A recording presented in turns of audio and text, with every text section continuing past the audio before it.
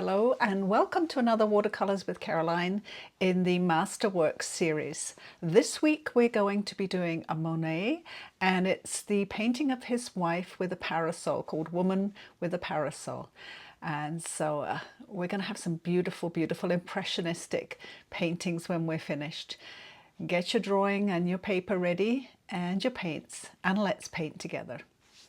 Yeah, this was his wife, and I think he did 3, possibly 4 of her out in the field with her parasol. Most of them, their son was with her, but this is one of her on her own. And I chose this one because I thought one person is enough for us to tackle. We don't want to be tackling 2 people in a painting, and it's nice and simple. What's lovely about this one is the face is barely painted. If you look at his, there's just a few little dots for the mouth, the nose, and the eyes, and then he's put shaded color over. So we'll do the same at the end. We'll put the face color on, and then another layer of face color, and then the little features, and then we'll put the shadow color on. And then I have my 2 here. This is my first one here, where I've done that, and then put the shadow color where her hat is.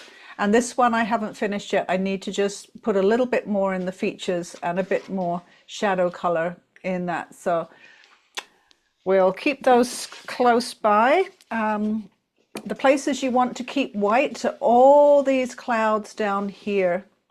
And we're going to put a little bit of lilac. I put more in this one.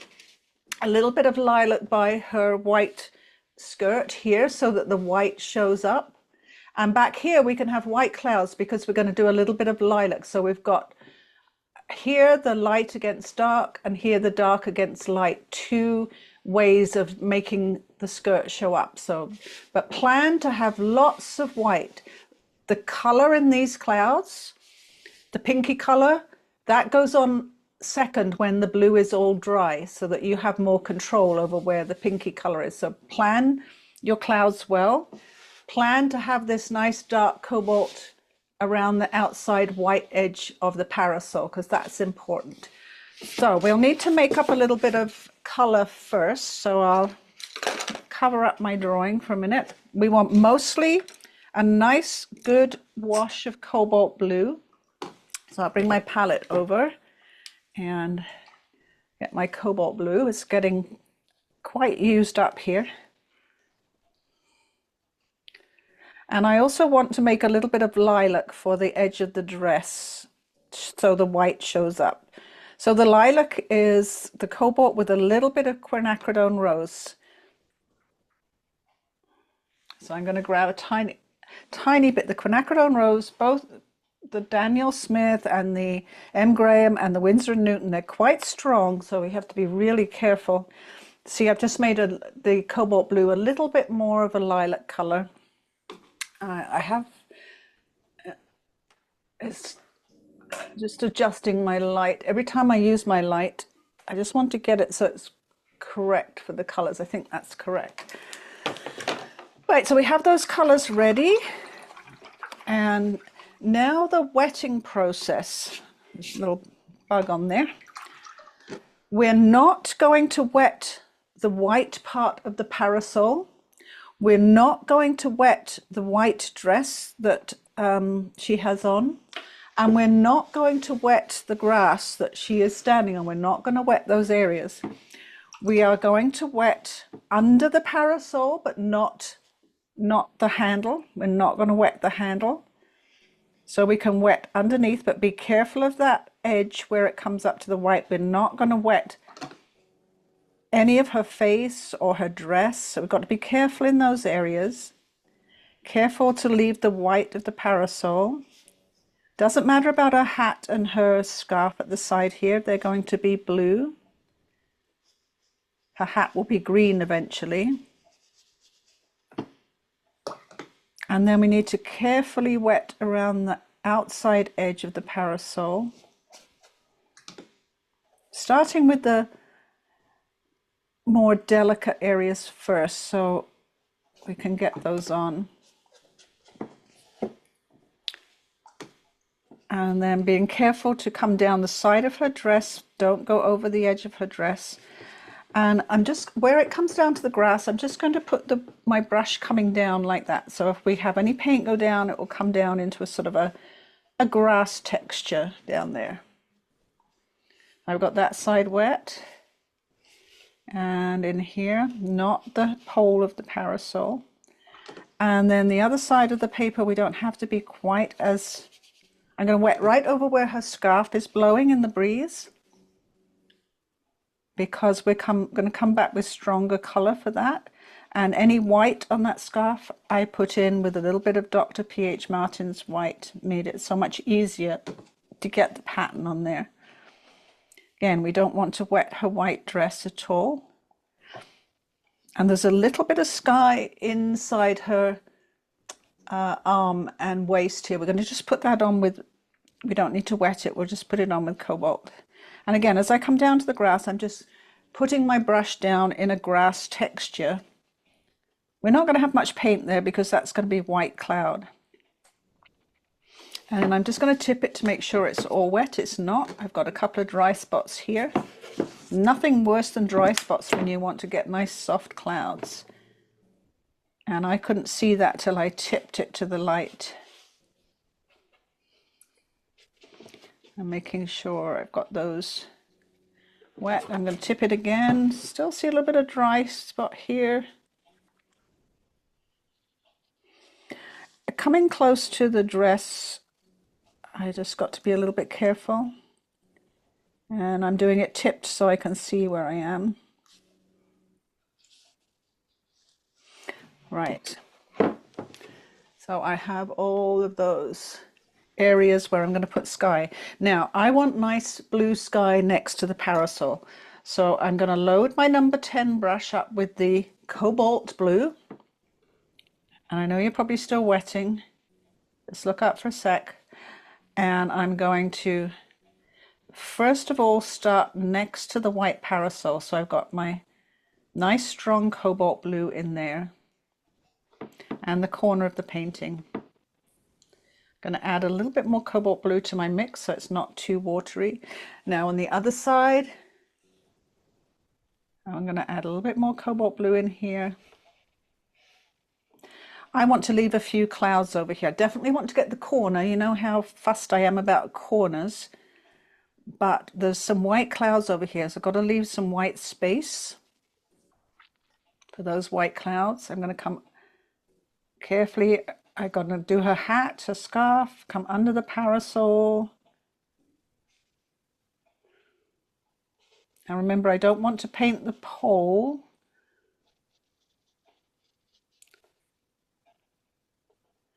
I come in there carefully. I've got white cloud down here.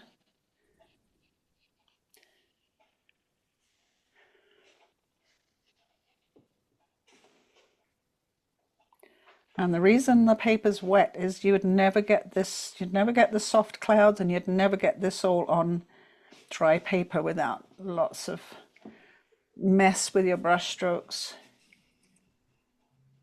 Now as we come down a bit, I want white clouds, lots of white clouds down here. I'm going to leave a lot of white paper.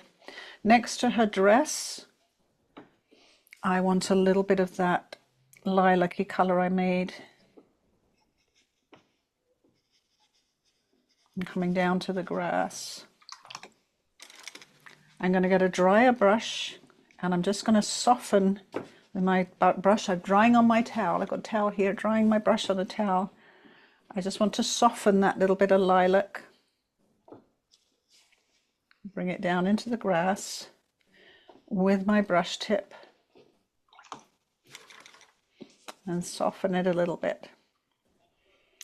Now over here on this side, I want most of this to be white cloud. I'm not putting any Cobalt Blue in there, just a little bit in the side here. Making sure that I've come up to her, I might come up to her hair here just so I don't have a line. Hair's going to be brown, but we can go under that with the blue. The scarf is blue, the hat is green. And that's enough. Don't forget to leave those white clouds, really important. and they need to be nice and soft, so wet paper. And just pull a little bit more back here with my thirsty brush. And as you come down to the grass area, where the grass is going to come up, just remember to zoom into that area. Just remember not to have a straight line. You can use the tip of your brush and bring your paint down or your water down in a grass shape.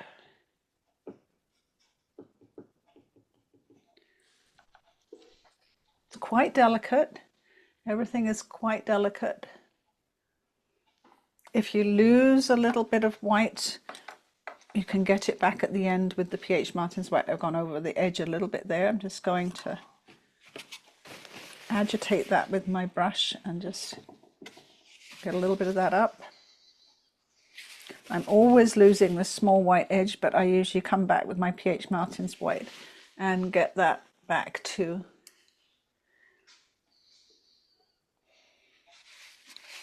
And then we just want to leave that to do its thing. If you try and help it too much, you'll get a lot of brush marks in it, and you don't want that. You want it to just blend into your wet background all by itself. I'll pull back a little bit. My camera's going crazy. And the thing is, while that is all blending in and drying a little bit, we should still have this area down here nice and dry. So we can work on this area down here when you're ready and leave all this sky to do its thing. I have a little tiny dry patch that I'm going to use a little bit of water on up here just to fix it. Just on the edge here, I had a little bit of dry, so I'm just going to put a tiny bit of water on that with a barely wet brush. It doesn't matter if your cloud pattern is different to Monet's. That's fine. It's going to be your painting based on his interpretation that day. And I do want to make a point about the scarf, because it's easy to get lost when doing the scarf. I know we're not there yet, but I just want to talk about it. The scarf, get my pencil. The scarf looks like it's a huge long rectangle of chiffon. It's tied around her hat and probably just knotted here. And then the two parts, there's one part that seems to come down her back here, and he's done that in purples and blues to show it in the background. And then the other part seems to be blowing in the breeze here, which has got the green and the blue and the white stripes. So just to be clear what all these parts are, they're parts of her chiffon scarf. And he's given the scarf a lot of movement with these lines coming out to sort of a point here. The neck of her dress is high, so it comes up to her, pretty much up to her chin. And she has a little, looks like a little rose or something here on the hip of her dress.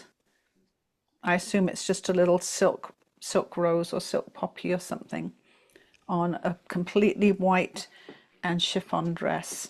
Oh, and one part I forgot while I had my cobalt. I'll go back and do that. In between her waist and her arm, right here, is a little bit of sky. So I forgot that last time. I'm going to go put that in right now with my smaller. I grab my number 2 brush, a little bit of cobalt. I didn't wet this area because that would be too dangerous, wetting this little tiny area. But before I forget, I'm going to go in and put that little bit of sky just in there. It'll look darker at the moment because the rest of my painting is drying. She has a thumb coming up here on a parasol, and he's just got a kind of a line where her fingers bend around the handle there. Very, very minimal. Right, let's just come out for a moment. Now I think most of you are ready to do the foreground. We don't need to dry the background just yet, but we need to get some colors ready to work wet in wet on this foreground. So we're going to have yellow, raw sienna and burnt sienna, and we're going to put them on wet in wet to start, flicking some of the burnt sienna and the yellow up like grass, and all of this greenery and extra color is going on when the first layer is dry, so you don't need to worry about getting all that detail in. We're going to mix up, let's protect that, we're going to mix up some yellow, whatever nice bright yellow you have, whatever you like to use. You know that I like my Azo Yellow, but tell you what, I've fallen in love with Indian yellow just lately. I think it is, I just love it. It's gorgeous color. It's a Daniel Smith Indian yellow. I don't think I've ever come across anything quite as lovely, but I still love my Azo Yellow. It's a lovely bright yellow. So I'm going to have some of that ready. Looks a little bit greeny. See, I'm still playing with this light to get it just, oh, there we go. A little bit more warmth. And then I want some raw sienna. Put some here where this is. Raw sienna there. And we're going to work on dry paper. We don't need this area wet. Our three colors are going to be wet. We're just going to let them work and blend together. So there's my raw sienna, and now I need some burnt sienna. I got three, and I'm going to keep these, if I don't use them all, I'm going to keep them for finishing up this grass when it's dry, the second layer.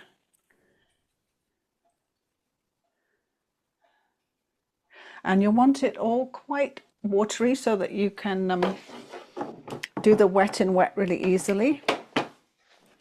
Let's remove that. Then I'm going to zoom in and get my camera in the right place for the foreground. Big brush. I want my number 10 brush, biggest brush I've got. I'm working on 8 by 10 paper. It's easier for this painting to have a bigger piece of paper. And I'm going to start with the yellow. It's where I always start, the lightest one.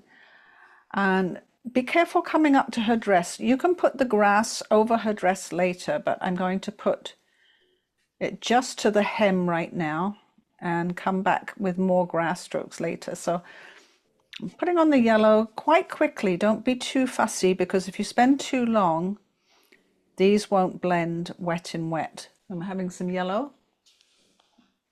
Still having trouble with my color on my lamp. Now I want to switch to the raw sienna, and I'm doing that thing where, you know, I push my brush down to get the color on quickly, not delicately.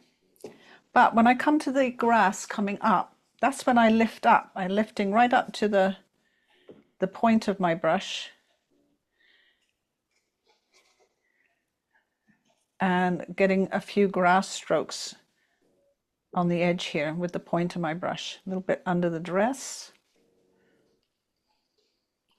We are doing an impressionist painting, so don't forget you can be pretty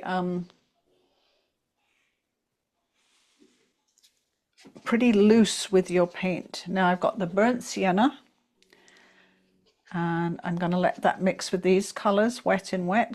Make sure you get right up to your tape. Don't leave any blank spots. And I've come a little bit closer to her dress just here. I don't want to make any grass going into her dress yet, but I will have some coming up here, and here I've gone a little bit more bright and bold with the color than Monet. He has a lot of white mixed in with his.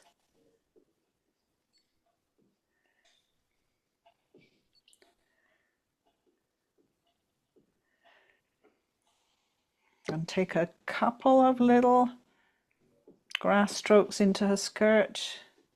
Couple here, don't do too many because we want to put some green in there later.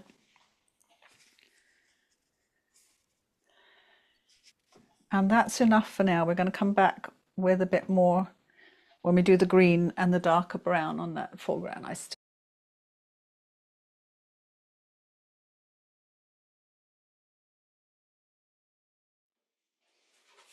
Now, because our colors need to be so subtle, it's important to have a piece of paper close by that you can test your paints on to make sure you get the colors light enough, or in the case of Under the Parasol, dark enough or green enough, or so forth. So I've got myself another clean piece of test paper. Make sure I get the cloud color right. And we're going to work from the bottom up on the clouds. Let's pop that there for a moment. So the cloud color, we want a lovely pinky brown color for the clouds. And I can use, I can use the raw sienna that I've got here from doing the grass as my base, or you can use the burnt sienna, but I like to start with the light color. So the raw sienna, and then a little bit of burnt sienna, and then a little tiny bit of rose, tiny bit, like tip of your brush in there, just to get a pinky color for the clouds. Tiny bit more. Now I'm going to put some water in there and grab some water on my brush, grab a little bit more, and then my test paper, and I want to test that color. It has to be really light. Remember, Monet was able to mix his with white paint. He had that luxury. We have to make sure we just use our white paper. So I put a couple of brush loads of water into my mix, and it's quite light and watery. Pop that over to one side. I need two brushes because I'm going to put the paint on with one brush and I'm going to wet it in with the other brush. You want your sky perfectly dry for this. And you don't want your brush, you want to load your brush with paint, and then I'm going to take a little bit off on my towel so it's not really, really loaded. And my brush on its side, and I'm going to what's called scumble that cloud color onto the bottom, the base of the cloud.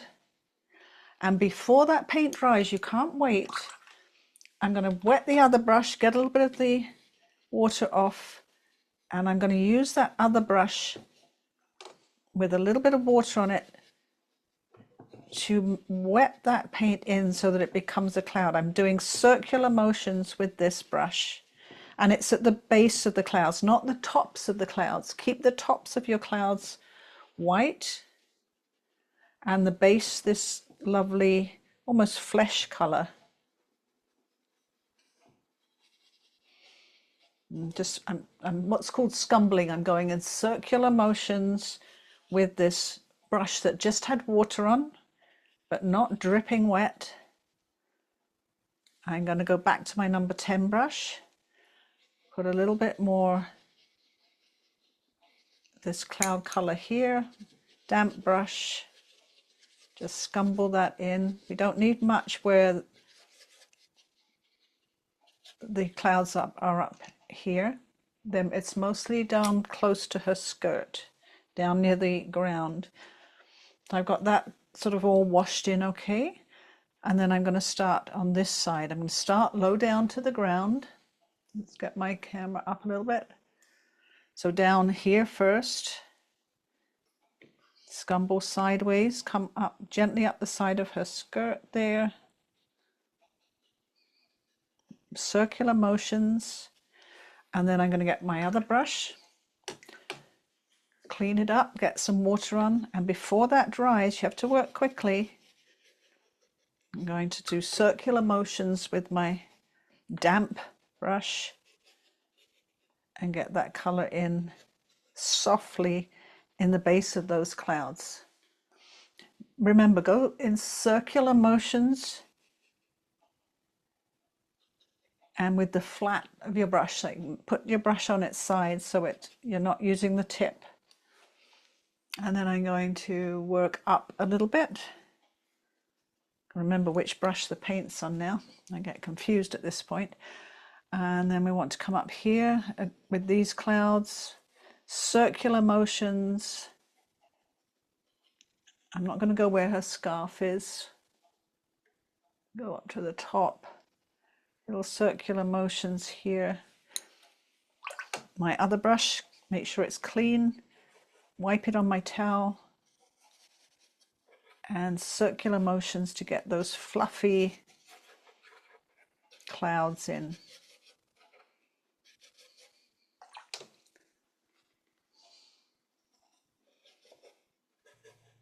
I just got a little bit more water on my brush.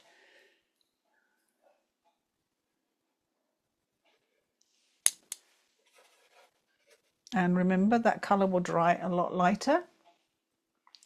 So if it goes on and you feel a little nervous about it and you think, oh my goodness, that looks really, really dark, don't worry, it's going to dry pretty light. Now down here near my grass, I want a little bit more color. I want to take it down to the grass because it's fairly brownish, beigeish down there. So I'm just going to take that down a little further and take it right into my grass area. And by the skirt here, it's a little bit more.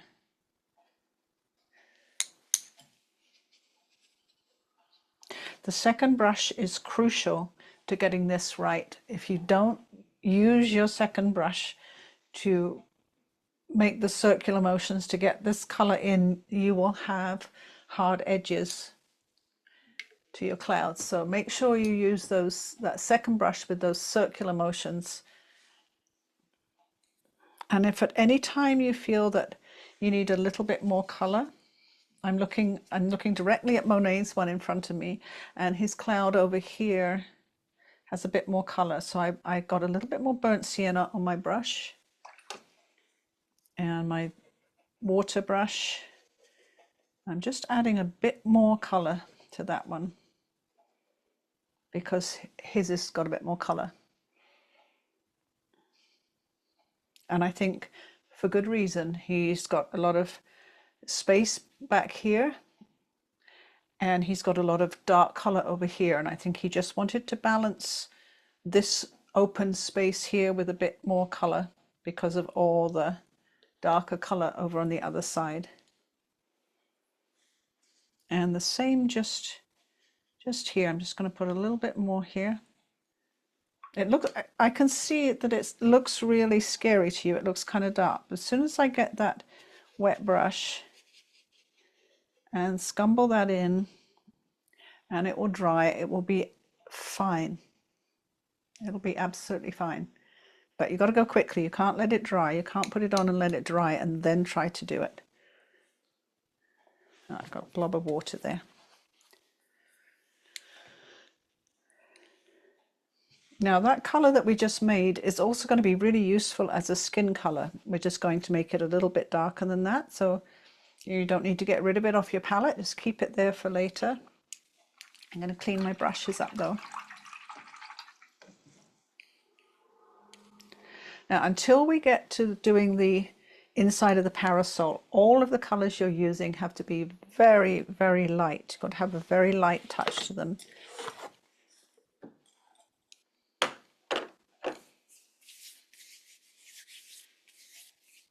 It might be a good idea. Actually, I'm just thinking, I didn't do the skin until the end, but there's no reason that we couldn't put some skin color on now, because we're going to be doing 2 more layers to darken it up and put it in shadow later.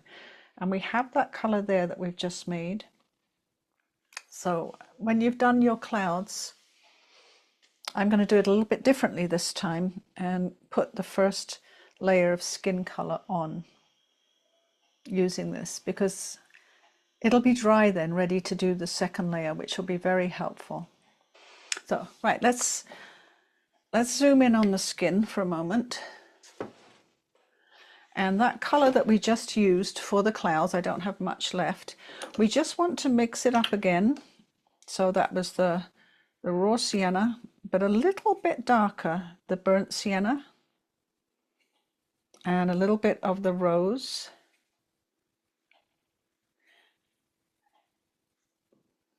I don't want it as light as I had it before, so I'm not going to add the water to that. And grab my number 2 brush, little tiny one. And I'm just going to put on, so we have the first layer on, I'm going to put the skin color on the face. See, it's the same color we just used for the clouds, just not quite as much water.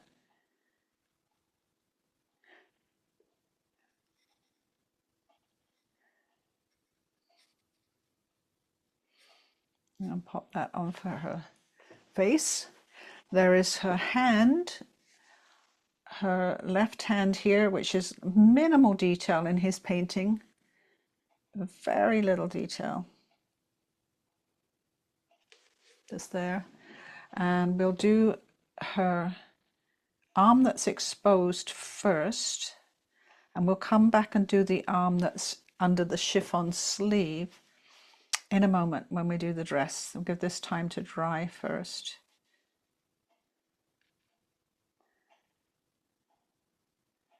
And I'm not doing any shading on these right now. This is just our first layer. The shading can go on when this is dry.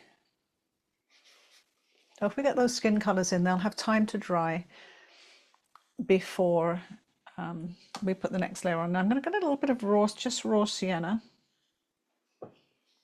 And before I do anything else to the parasol, I'm going to bring that raw sienna up here, the handle of the parasol. Now at the top, we're going to go over that with green and then some blue shadow. So don't worry too much about the top. Of course, it would not be the same bright color as the pole, but we will work with that later. So putting those on will just help us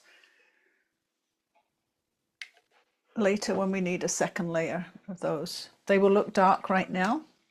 They won't look dark later when you get the dark parasol and everything else in there. They will look too light later, believe me. If you actually look at his painting, the face is very, very dark where it's in shadow. Very dark value.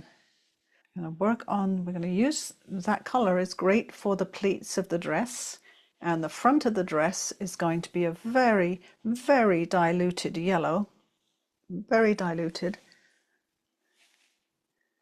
And you can see if you look at his original, that warm pinky brown color is throughout this painting, in the skin, in the clouds, in the pleats of the dress, in the grass. It's everywhere. So we're going to just, like him, keep reusing it, but in different strengths. Now I'm going to get, I have some yellow here that's way too bright. I need to dilute that down incredibly with lots of water. Adding a lot of water to that. And then I'm going to test it to see how strong that is. Really nice and light. Now, of course, he would have mixed his with white paint to get it nice and light. We mix ours with water. That's going to be the front of the skirt and the bodice.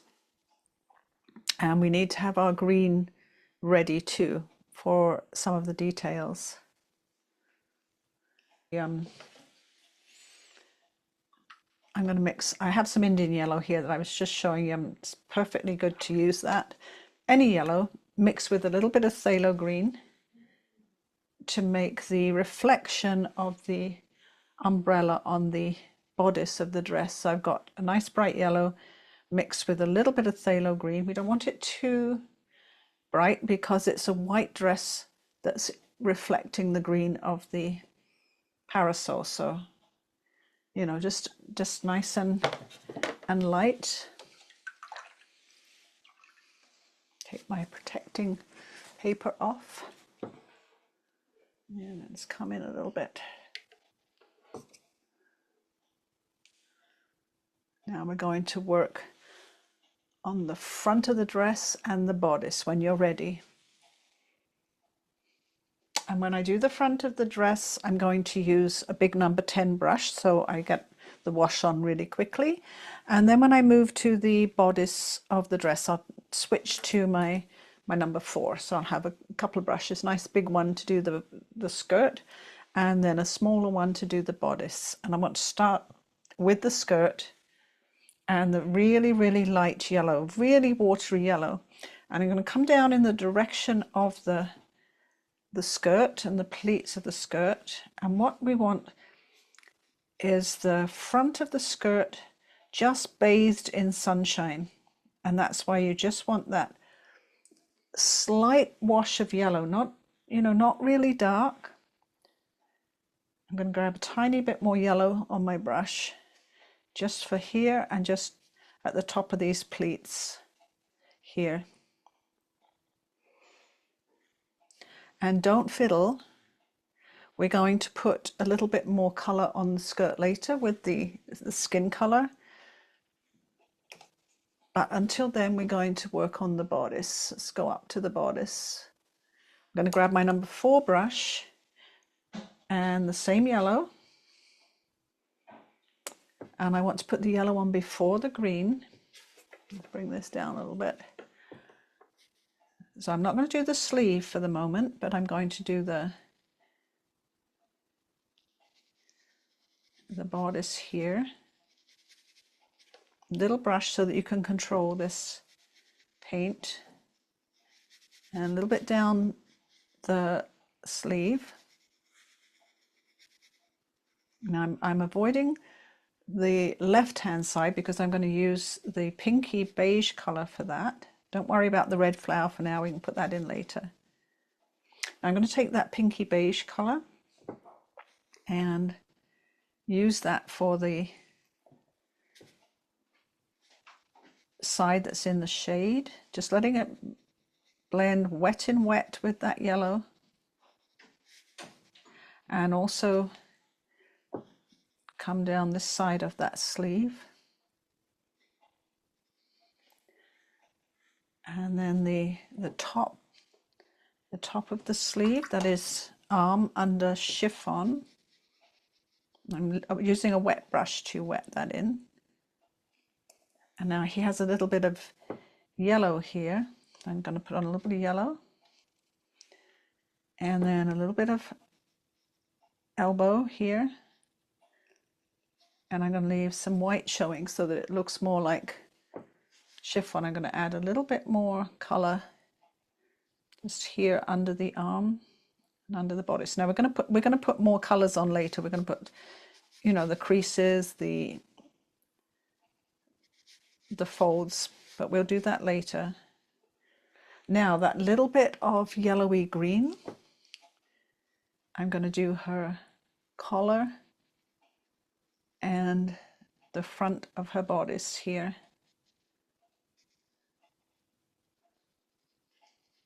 And we can always put a little bit more color on later. There's a little bit of green here, a little bit here. I'm just letting it blend wet in wet. And across the shoulder where the scarf's coming.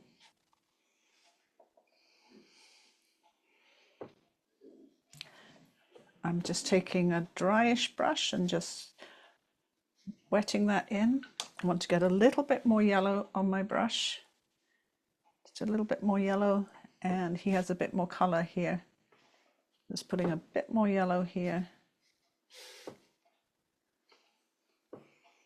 Very, very delicate. This is a white dress, so we've got to be really careful not to overdo the color.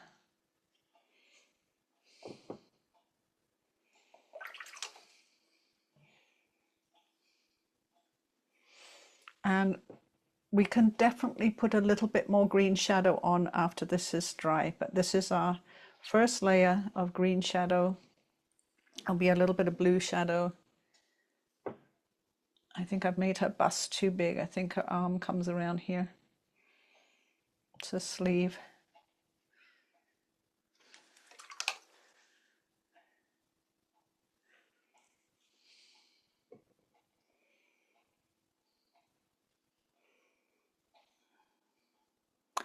And then when we've done all of that, we're going to use that skin color that we made, the cloud color, and do some of the pleats in the dress. Big brush, and come down with, if you notice, he just sort of has lines of this color deeper at the hem, thinner at the pleats. We're going to put some blue on this later, so don't worry too much. This is our first layer. I'm coming up from the hem.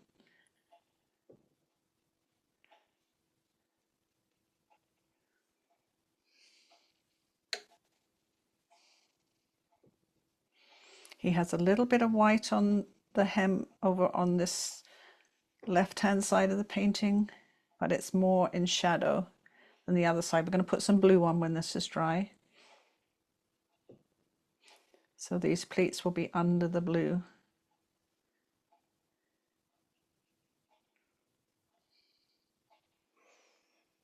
Very, very subtle. Keep it really subtle. And as the elbow dries, I'm going to add a little bit more color because the elbow is quite strong. A little bit more color at the top of the arm here. Blend it in with a wet brush.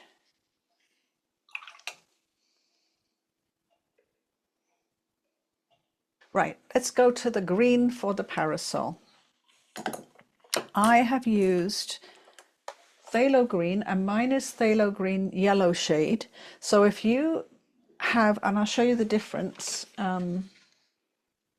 pretty sure, oh yeah, this one is phthalo green blue shade, and I prefer phthalo green yellow shade. It's just a little bit yellower and brighter.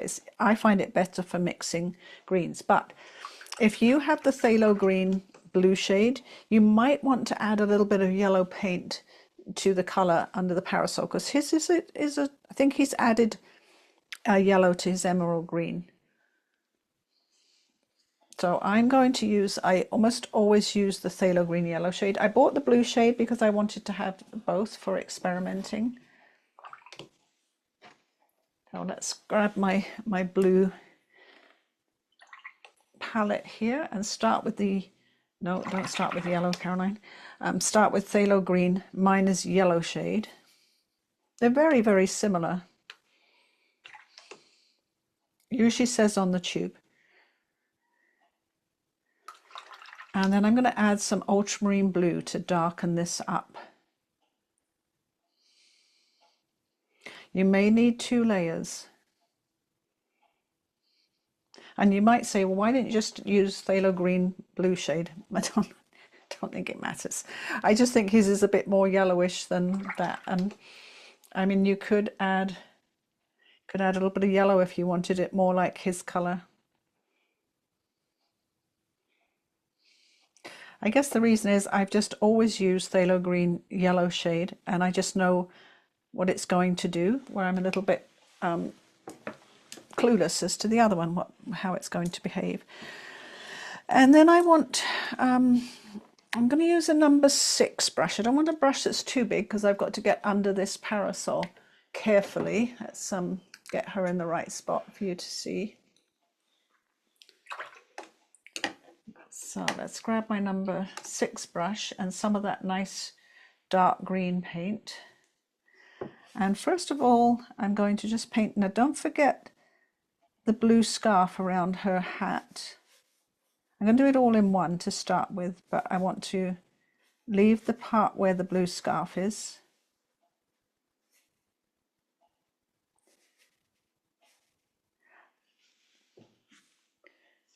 And then go under, very carefully under the parasol. Go very carefully along the edges.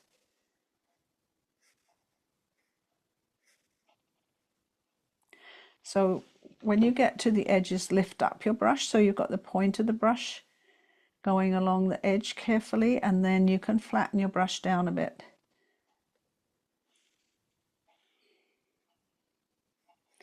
To get the rest of the paint on. Dip in your mix often so you've got nice strong mix on your brush. Now for the first layer, we're going to come up to the handle and leave it raw sienna, and then when this is dry we're going to put a shadow over the top of it where it's under the parasol. But we can't do that all in one go. Well, we could, but it's a bit tricky. I'm going to go over the top of the pole here, dipping in my paint frequently so I've got lots of paint on my brush.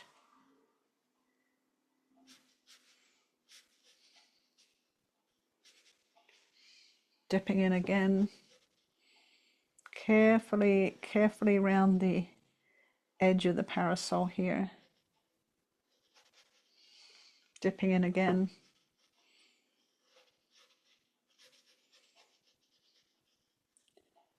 Carefully around this edge too. Dipping in again to the paint.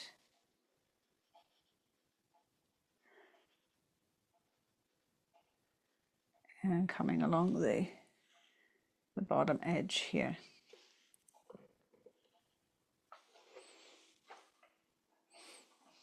And don't go back.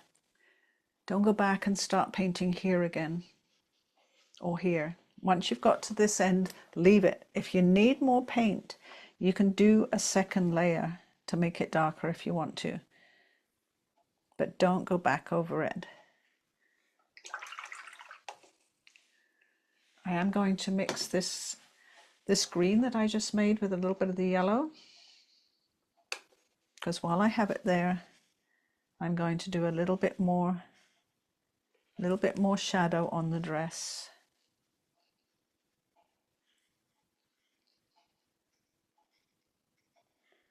From the parasol.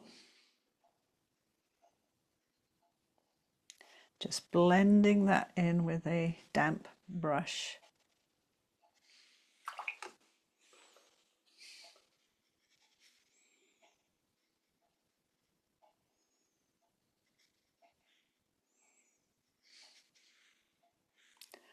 There's a green shadow just here. I'm putting that into.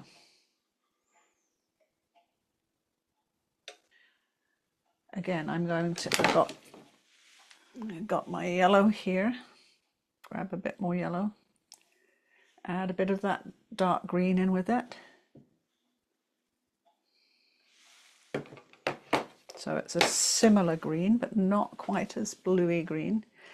And I'd like to put a few of those little green stripes on her scarf. Now it's a little bit of yellow mixed in with the green to do this.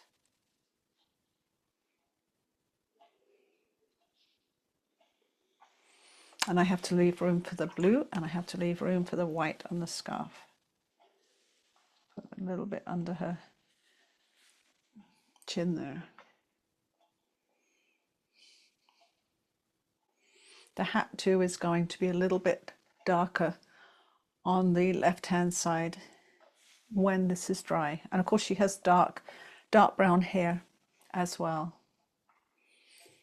And you'll notice now that the blue of the chiffon scarf on her hat is very, very light, like the sky. Of course, I'm going to do another layer of blue too to make it darker. But we have that nice base layer on there, which is really helpful.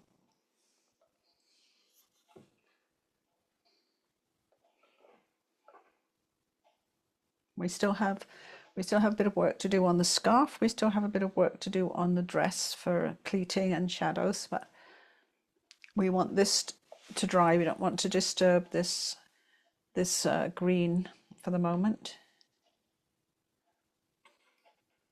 And like I say, this pole that goes up under the parasol is not going to be that bright color. We're going to dull that down with some blue when the green is dry.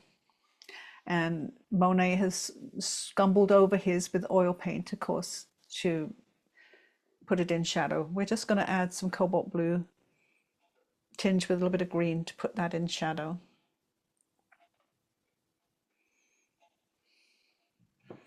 I'm going to come down to the foreground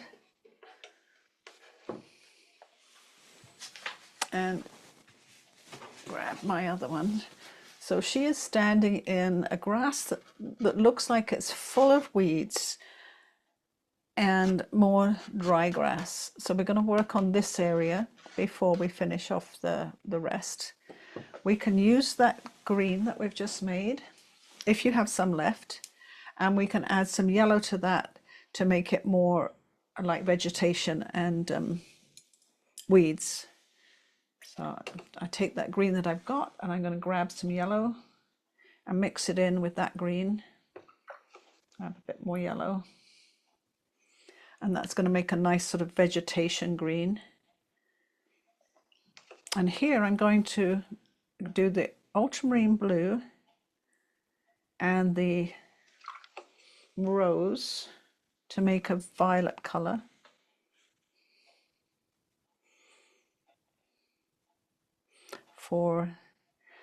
I'll do a little bit of burnt sienna with that. The vegetation is quite dark brown. A little bit of burnt sienna with that color for some of the darker brown that's in the vegetation. Be useful when we do her hair. We're just going to add a bit more blue and brown to that to make her hair color. I want some cobalt blue for like some cornflowers and things in the field. A little bit of cobalt blue.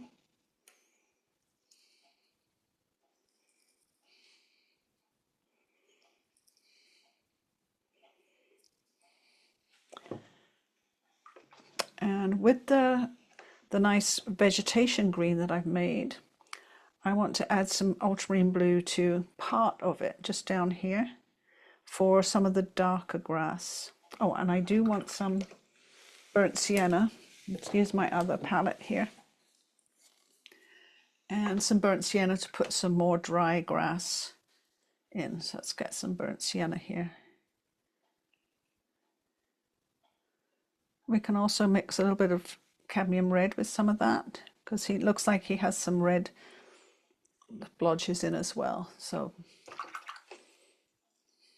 burnt sienna up this side of that, a little bit cadmium red there. I've got a few colors to go with. And remember, this is an impressionistic painting, so we don't have to be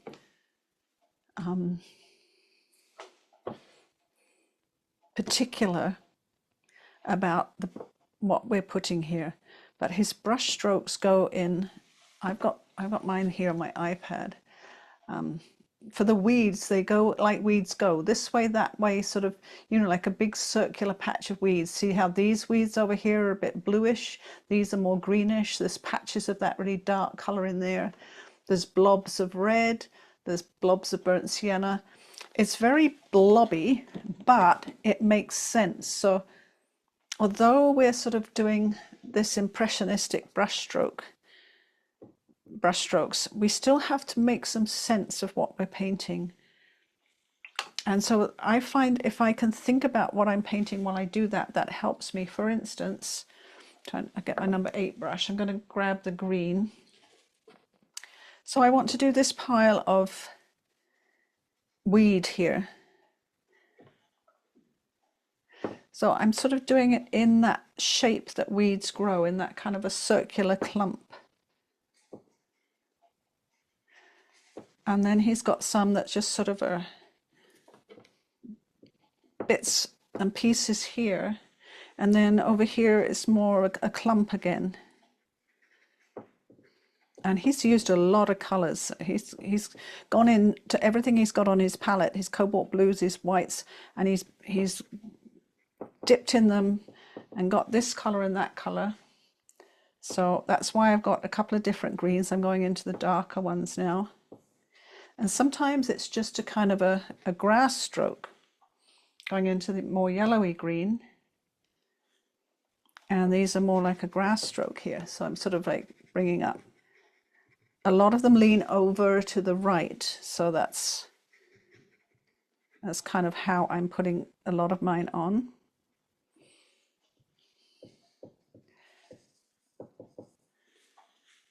I'm gonna just move my picture in. Now he has quite a lot in the front here and less going back towards the background.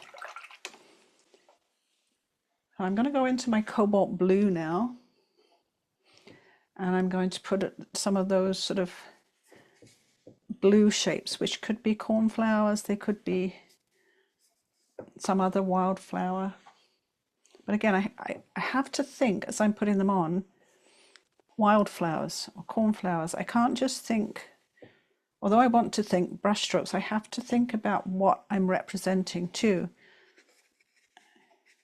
to make it look more like what he's looking at.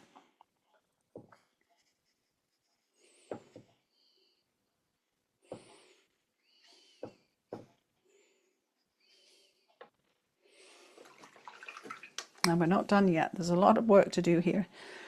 I want to get a thinner brush, my number 2 brush, and my burnt sienna, and have a few more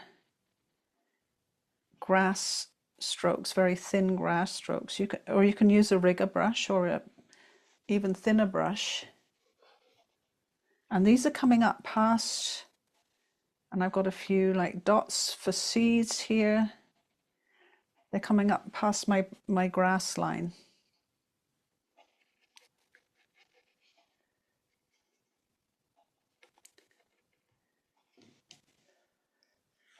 I'm grabbing the one that's a bit more red and putting some sort of reddish flowers in there, grabbing the green with my smaller brush now,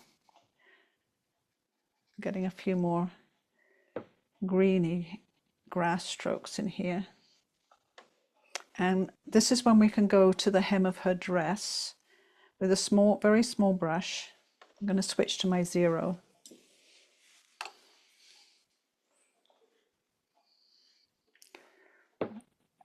And not all the way around the hem of her dress, but in some places there is some grass coming over the hem and some blue flowers.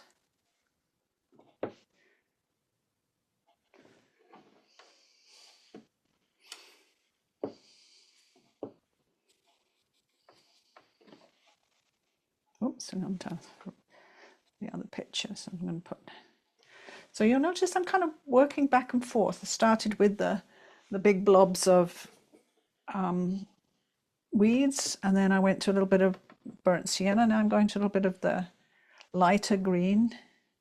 I'm going to go back to the burnt sienna in a minute, but with my smaller brush, and I'm going to get some more grass strokes in with the burnt sienna. And then the red, the burnt sienna with the red in, and putting in some possibly poppies in the field. I would think so in this type of a field.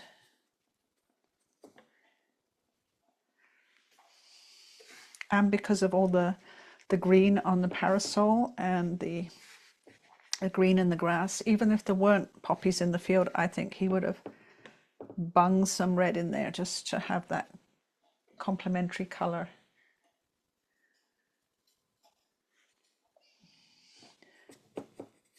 Again, this grass over here, taking it up a little bit higher than my grass line that I have.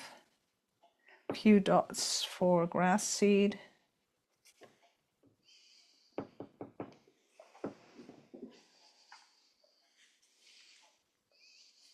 I'm going to add a little bit of Cobalt Blue to my burnt sienna. That's going to make it a darker brown. And I'm going to use that slightly darker brown for some of these grasses. And I'm going into that kind of violet brown now that I mixed for these darker colors over here.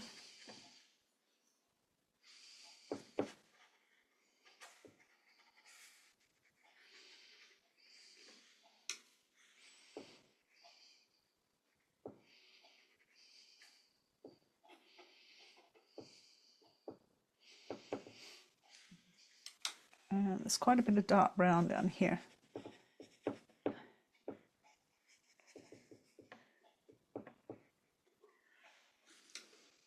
See how we're building it up?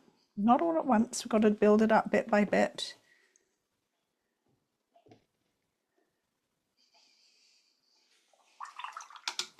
I'm going to get my number 4 brush again and the burnt sienna.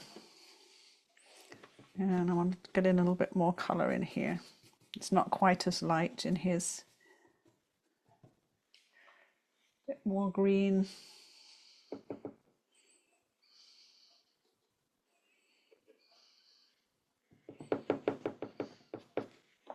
My board is rattling, sorry.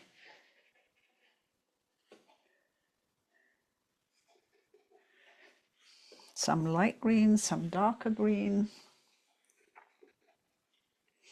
I kind of get the feeling that probably when he had done everything else, he really did this foreground grass very, very quickly, using up a lot of the colours that he had on his palette left over from everything else. Very, very quickly.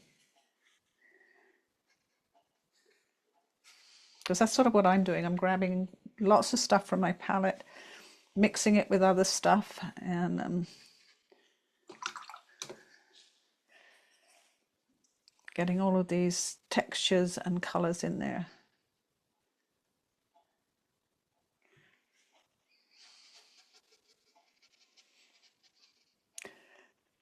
And lighter green.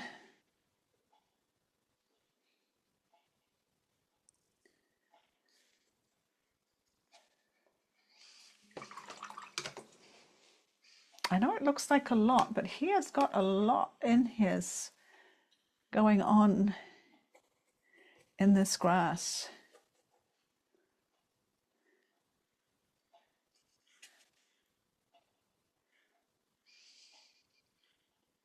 I've got my, sorry, I forgot to say what I'm doing now. I have just my raw sienna now, and I can see that over here he had a bit more in the raw sienna colours, and here.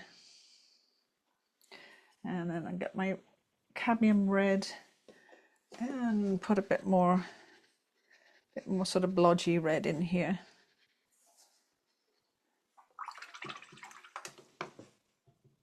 And then I don't want to overdo it. You may think that's overdone, but I literally have just got what he has in his foreground there, and to tie all that together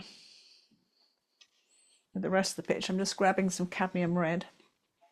She has this little rose or poppy or something, or a handkerchief or a piece of silk just on the hip of her dress there.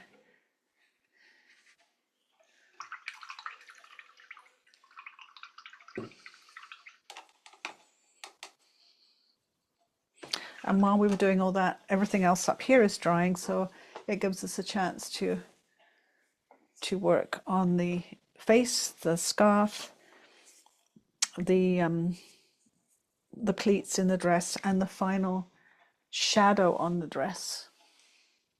I'll give you time to get all of that meadow put in there.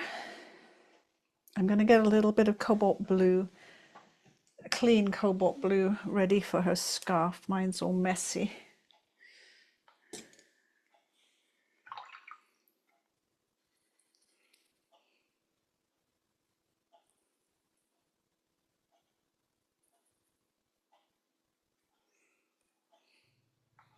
Oh, and we'll need Cobalt Blue for the shadows on the dress too. I got a little bit of that ready for that.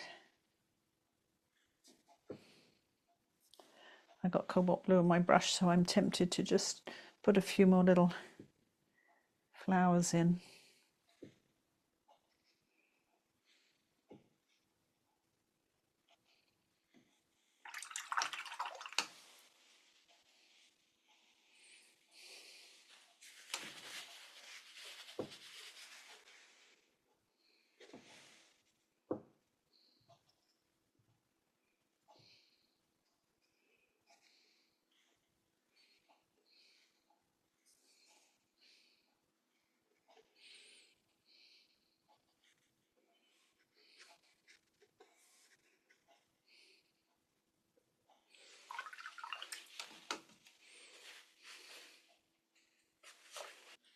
I'm also going to mix up a bit more face color while I'm waiting for you to catch up, because we need at least 2 more layers of shadow on the face.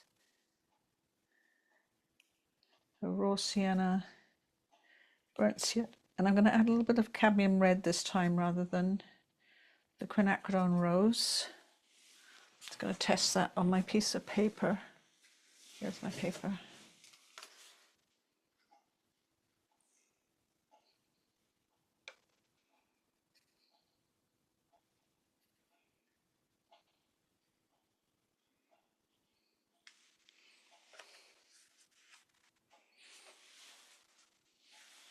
And while I'm waiting for you, I'm going to, you can do this when you're ready, I'm going to put another layer of paint on her face using that color I just mixed, which was the raw sienna, the burnt sienna, and a little tiny bit of cadmium red.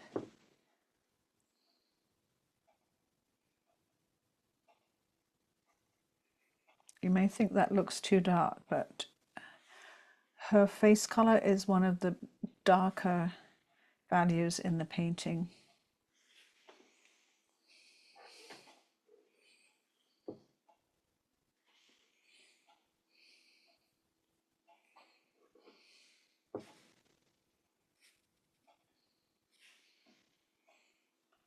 I'm going to mix up some lilac too for the shading on her dress. So Cobalt Blue, but I can go over these again. I just need to be doing something. I feel redundant just sitting. My paintbrush is aching to move.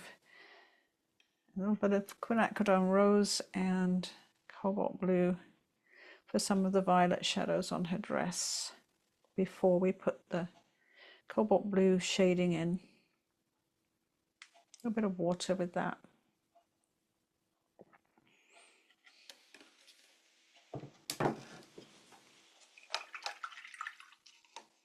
Okay, I'm going to zoom in to, I think what I'll do first is the shading on her skirt. Now we're going to do two forms of shading on her skirt. We're first going to put in a few more lilac shadows, and then when that is dry, we're going to do a big cobalt blue shadow with a wash of cobalt blue all in one go, but we need to put some of the shading on first. So I want to do that first so that it dries before we put the big cobalt blue shadow on, and then we'll work on her scarf and her hat and so forth.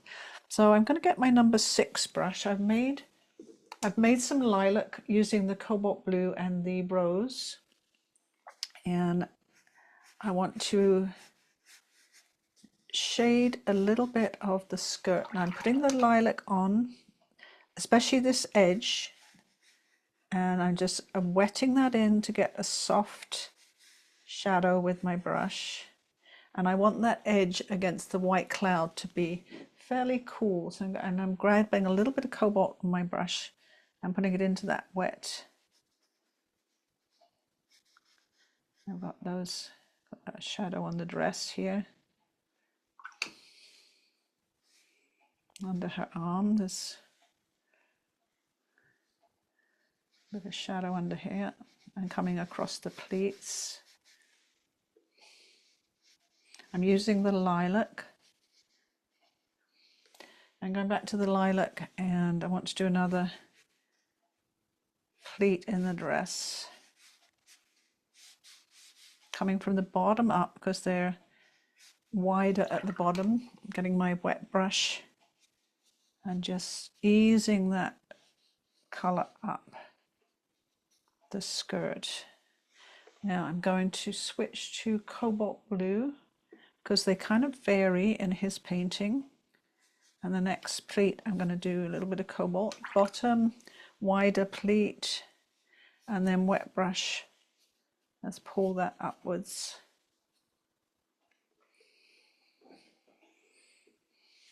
Lilac, switching to lilac. Smaller pleat there, and then bigger one here. And shadow coming up. I put the paint on wet brush and pull the paint upwards.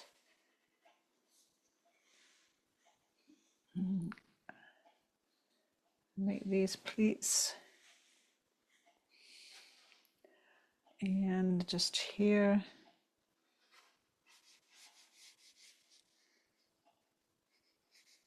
The lilac with the yellow will be a lovely colour for the pleats. It's coming up from the bottom, up with the point of the brush as you come up, and a little bit of water.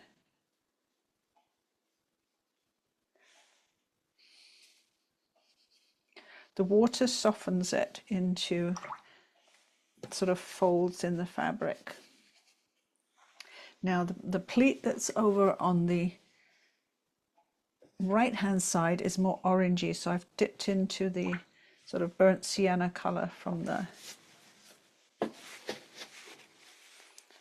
grass, and I've put a little bit of that on, but I'm also going to put a little bit of the lilac with it to grey it down just a little bit. A little bit of the burnt sienna,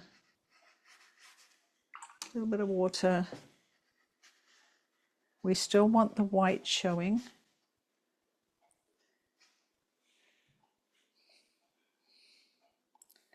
And it's a little bit more lilac here, just putting a bit more in. Let it go slowly.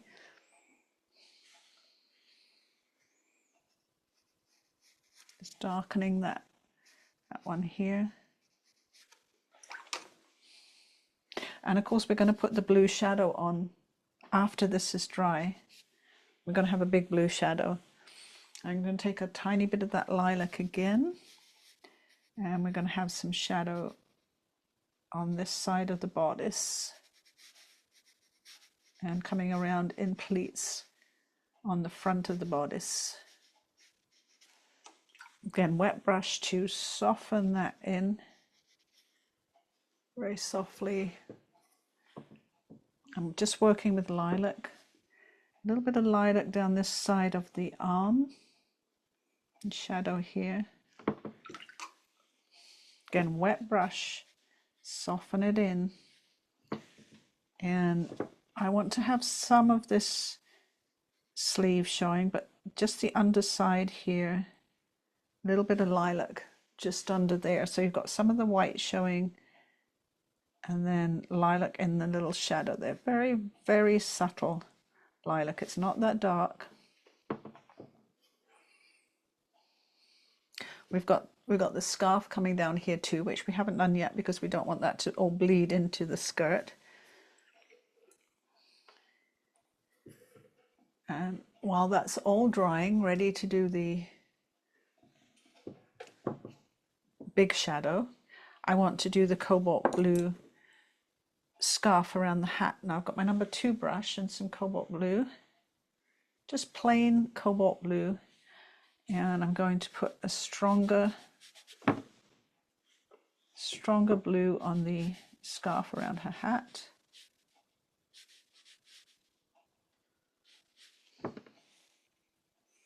And I'm putting the blue on, and then I'm lifting a little bit off, just to take a tiny bit off, make it look more chiffony. And the same as I come around the side of the scarf, it's sort of, I think, tied here. I'm going to put the blue on and then take a little bit off. And I'm going to put her hair there as well when this is dry. So I've got the blue on, I've got a thirsty brush, and with my thirsty brush I'm going to lift a little bit off. That gives a really soft fabric look to it.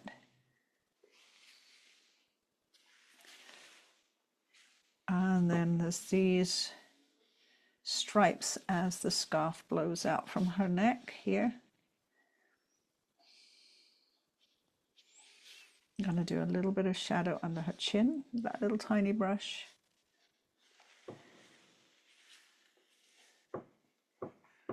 And let's mop up my water splashes. These strokes that he has for the scarf are very choppy, but get the shape for the movement, this lovely blowing in the breeze S sort of shapes. They're unconnected, his lines are just bitty.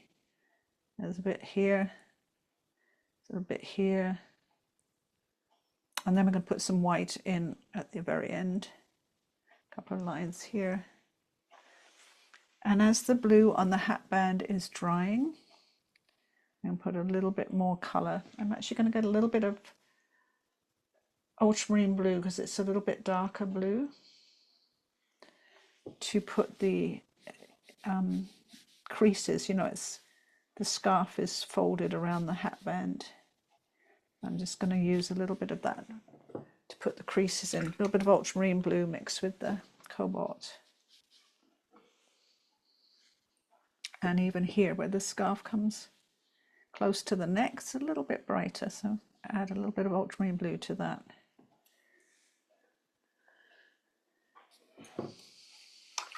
And of course I don't have her hair in yet, and I don't have the hat darker either, but I can't do that because the blue is wet. I can use the Cobalt Blue to put the shadow on the pole that's in the shade of the umbrella. Now see what I mean? Because we left this dry,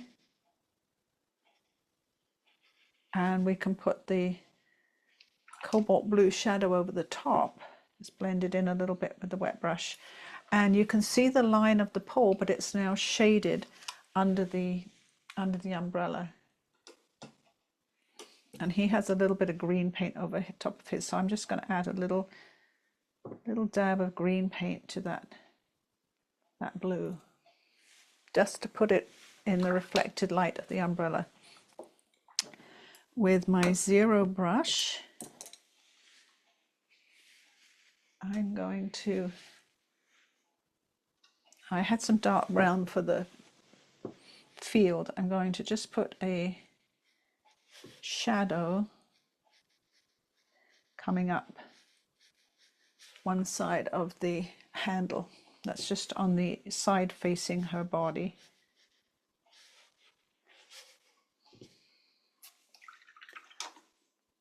And then we're going to want some nice, oh, we've got to do the scarf down here by the dress. Now he's used a very dark purple for this scarf that's gone down behind her body here.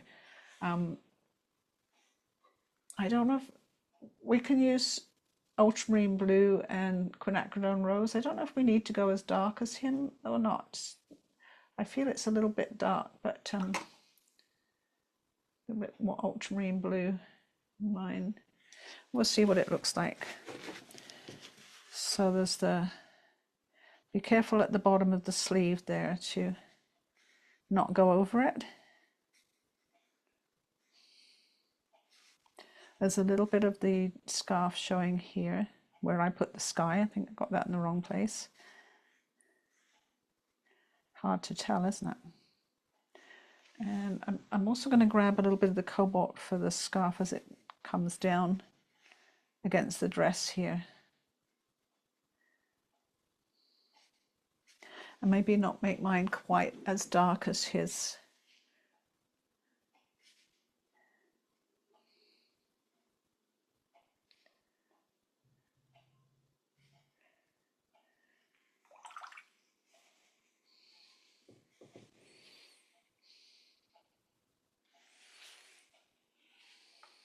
I've got that little bit of floaty scarf in there, and just a touch more violet.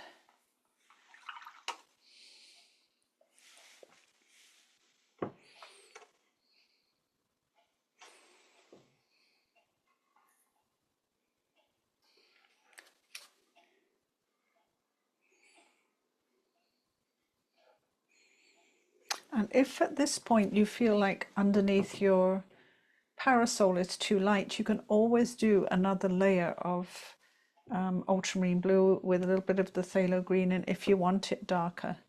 I'm fine with how mine is. Also, the top of the parasol has that kind of that pinky color, this cloud color that we use. So that was the rose and the raw sienna and the burnt sienna. I'm making a little bit more of that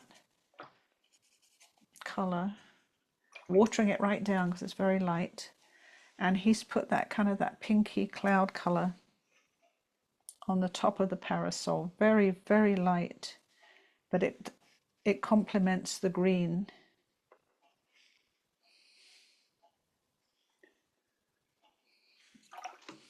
But we needed to have that really dry white outline for the parasol before we can do anything like put that on there.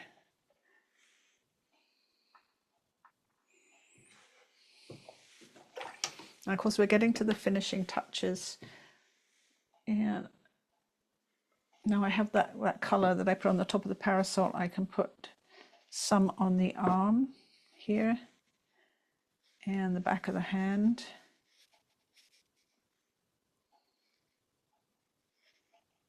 A bit on that sleeve.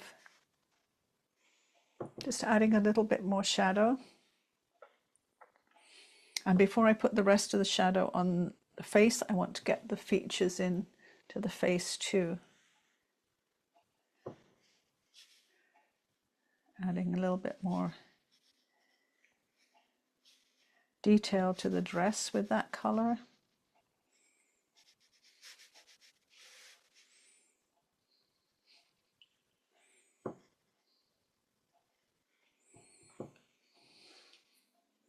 He's even got some of that lovely pinky beige color in the pleats. I think we put a little bit of that in.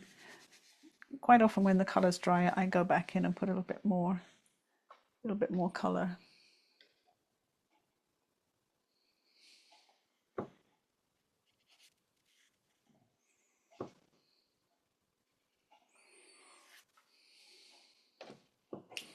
Okay, there's not many little details to finish yet. We've got her hair, we've got the shadow on the skirt, and a little bit more shading on the hat. So let's go look at the hat.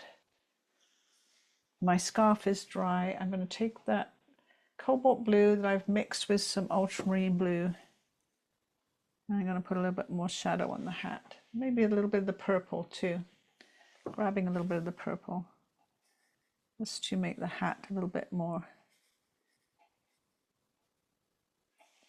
darker than the inside of the parasol. It just needs to be, the light purple lilac works well for shadow. It needs to be a little bit darker than the parasol. No shadow under her chin. I think the part you're going to find the most challenging is the face, because it's so indistinct.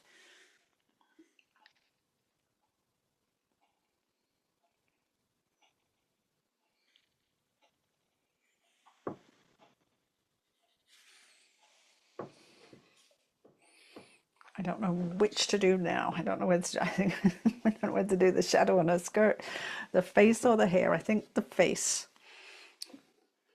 because mine's pretty dry. Let's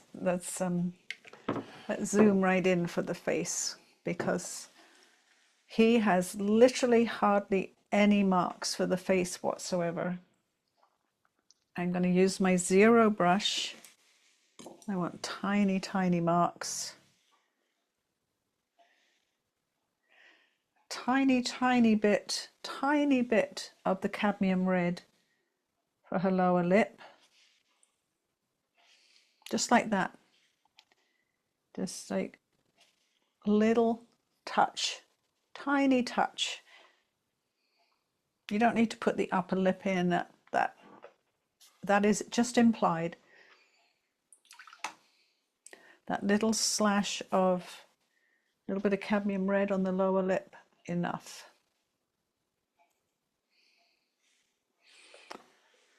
Now I've actually I think I've put more features in than he has. He really doesn't show the nose, but I have put, I'm going to go into this sort of browny color that I made for the field, the blue and the burnt sienna, maybe a little bit of cobalt blue. And I've got the camera really close up. And I just did a small little dot there to signify the underneath of the nose. It's very much like a cartoon would be drawn. I'm going to get a little bit of the red with that browny color that I've made, and I'm going to go on the side of the nose there up to the eyebrow, and here, eyebrow. It'll disappear a bit when we put the shadow on. And I'm just going to put eyes as if she's sort of looking down. That little sort of curve as if she's looking down. We're going to put shadow over the top, so these won't stand out as much. And we can't just blodge on the paint like he has. He's just kind of blodged on green and purple, lilac-y brown paint. We can't do that. We've got to be a little bit more distinct with the watercolor.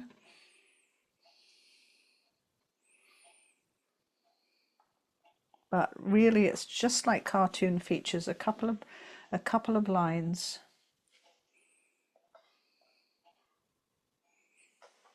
You don't need to fuss with the features. That's why this is such a great one to do.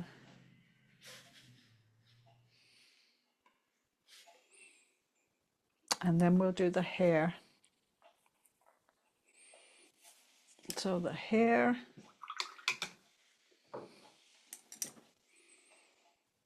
I have this mess of brown here, but I'm going to use the Ultramarine Blue. I want the hair quite dark, and the burnt sienna with very little water. I can grab a bit of that lilac from over here, a little bit more burnt sienna, and that's going to be dark enough for the hair. That's the Ultramarine Blue, the burnt sienna, and I just grabbed a little bit of the lilac I had over there. Little tiny brush, your little number 1 brush. We don't have much space to get the hair in. And make sure it's pretty dark. And we're going to put the hair under her hat. And make sure your scarf is dry before you go in with the hair and the hat. Her hair comes quite close to her eyebrows, which is helpful.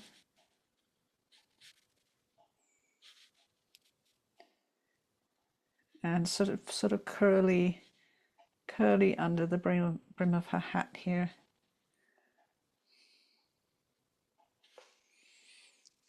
And sort of, I think, in like a chignon down the back of her neck here.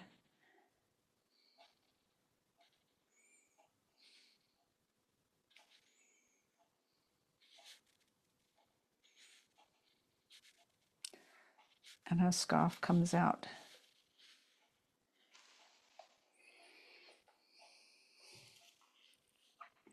And I'm going to use a little bit of that brown to put just a little bit more shadow on that hat, just along where the scarf is. And I can also use that brown if you need a little bit more shadow on the handle of the umbrella, if you need it.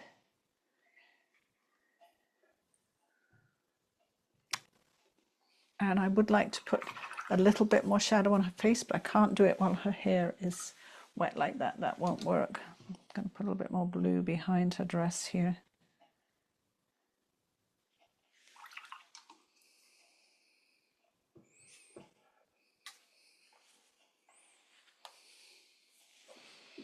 And because I'm going to use a little bit of white for the scarf, I want one more pot of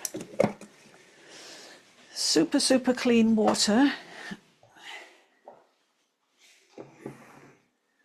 And my little tiny number 0 brush, my PH Martin's white.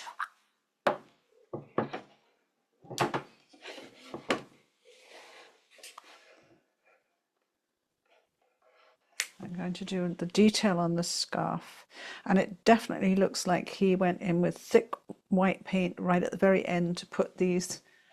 I've got quite thick white PH Martin's white. He's put these lovely flowing white stripes on her scarf. So that's what I'm going to do.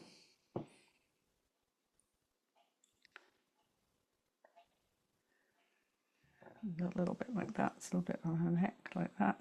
And if you lost any whites anywhere, say you lost, I lost a bit of the edge of my parasol here, I'm just going to pop that in, a little bit of the PH Martin's white. I've lost a little bit on this edge here.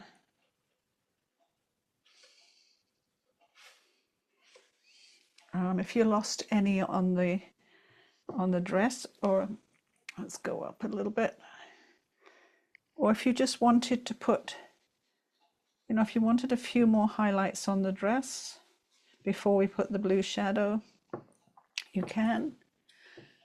And maybe pull back a little bit. I also quite like, I don't think he has any like little white flowers in the grass, but I'd like to put a few in because we don't have that luxury of mixing our paints with white.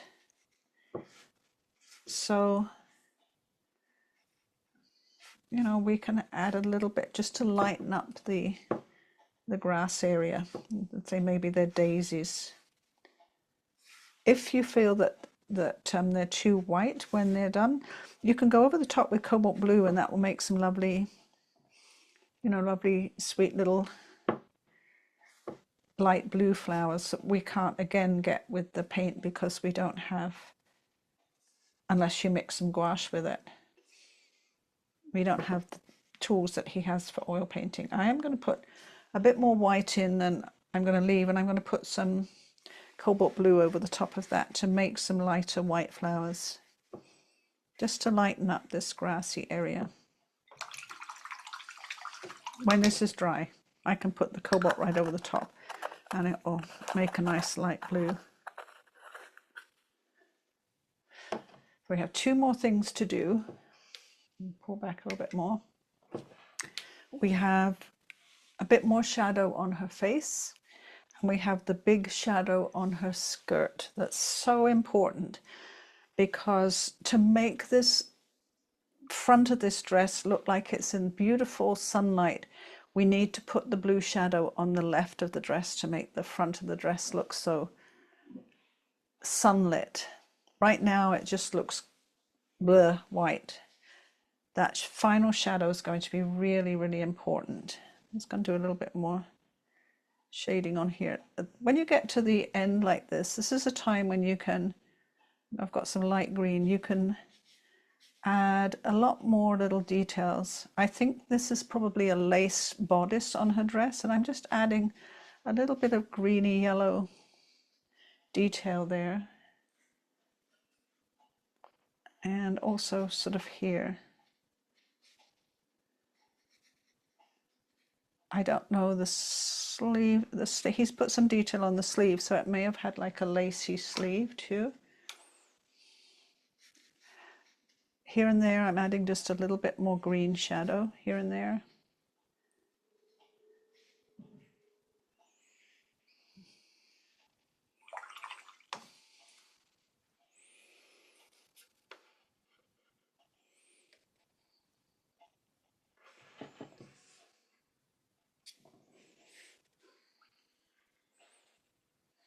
I think I'm just grabbing a little bit more of the bluey green colour, adding a little bit more to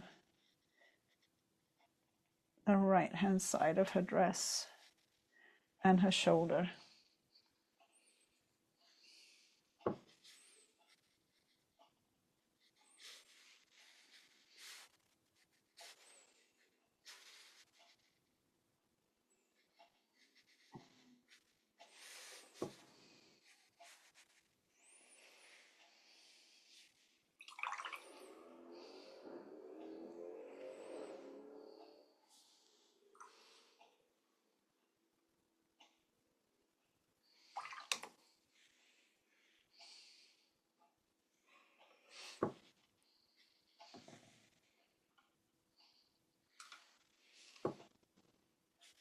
Darkening just a couple of the blues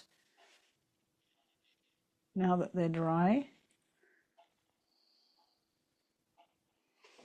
A little bit more definition to the blue now that the top one's dry. It's a little bit pale. I want to add a bit more drama to those, and this one too.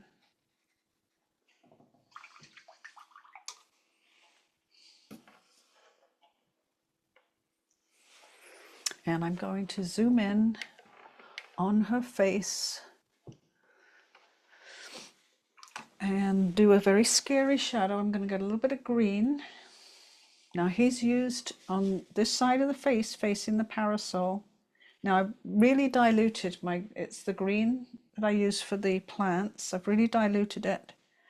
And just like him on this side of the face, I'm putting a green shadow, a reflected green shadow from the parasol.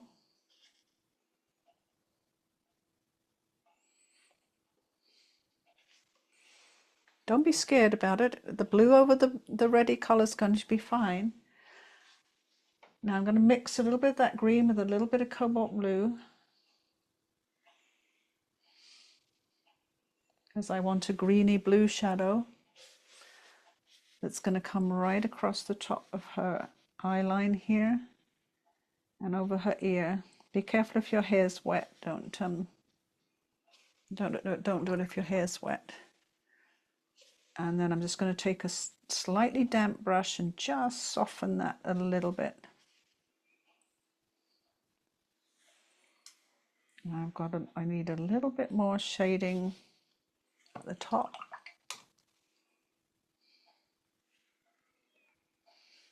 And then leave it. Don't fuss with it. It will always dry lighter. And add a little bit more green to that side.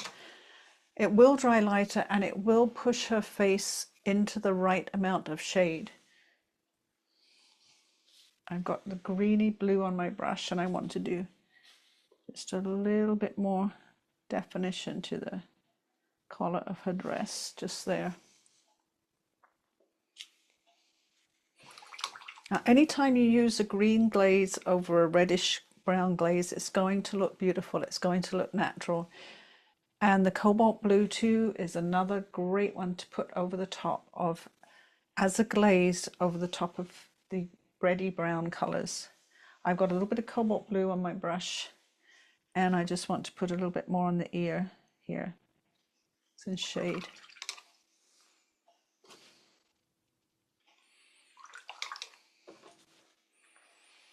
And then we just have one more thing to do, which is the shadow on the dress. And I'm gonna pull back one time so you can see what I'm doing. It's got to be in one stroke. You've got to be confident with it and not fuss. You just want cobalt blue. So I'm going to just grab a bit more cobalt blue. You don't want it very strong. We'll put some water with it. So it's quite diluted. I'm going to test it first. I'm not going to put it on there without testing it. Yep, that should be about right. Add maybe a little bit more water. This is just for shadow on her skirt. Yeah, we don't want it to be too strong. I'm going to grab the one that I've done. The shadow comes across the front of the skirt, has a hard edge, a bit of a corner up here, and then down this side of the skirt. And you leave all this part of the skirt light. You don't use a wet brush to soften it up. It's a hard shadow from the sun, and you finish it at the line of the bodice here. You can put more shadow on after it's dry, like from her arm, but this skirt shadow is going to be all in one go. Number 10 brush, big brush, lovely watery cobalt blue. It's got to be wet enough that you can do that. See how it's rolling about in my palette? Wet enough that you can do this shadow in one paint stroke, or one layer with hardly any fuss. Start at the bodice line here. Make sure you come to the right place on the front. The curve from the shadow, from the parasol, comes from here and ends at her hand there. So you can get that line in. If your brush is big enough and your wash is just right, you'll be okay. It comes across the pleat and over the top of everything you've painted on this side of the skirt.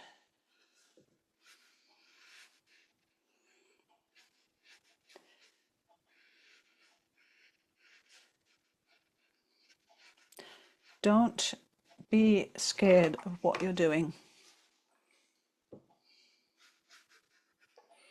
And leave your hard shadow, because it's a hard shadow from the parasol, the sun.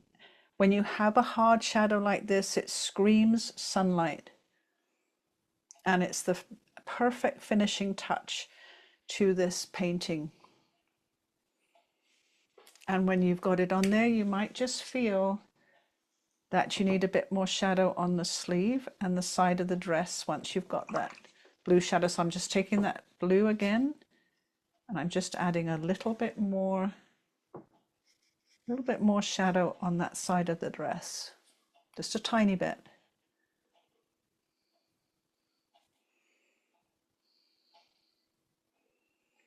And that is your finishing touch to the painting, that beautiful, beautiful shadow. Now I'm going to get my cobalt blue and I'm going to go over some of those little white dots that I put for flowers so that I have lighter cornflowers in my picture.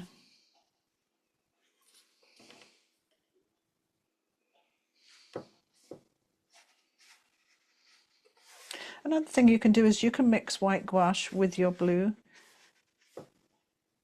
to make a nice pastel blue if you want a pastel blue for the cornflowers. Or, oh, I'll tell you what I got over here. I forgot what I had over here. I have some pastel pencils, and this will end up being mixed media the minute I put pastel pencils on. But I don't worry about that. If I was to ever put this in for sale, I'd write mixed media on it. So I can use that pastel pencil to put some little blue cornflowers in if I want. So pastel pencils are rather lovely. Can brighten up some of those weeds and things if I wanted. If I felt they had got too dark. Let's pull back. So there she is, Camille Monet in all her beauty,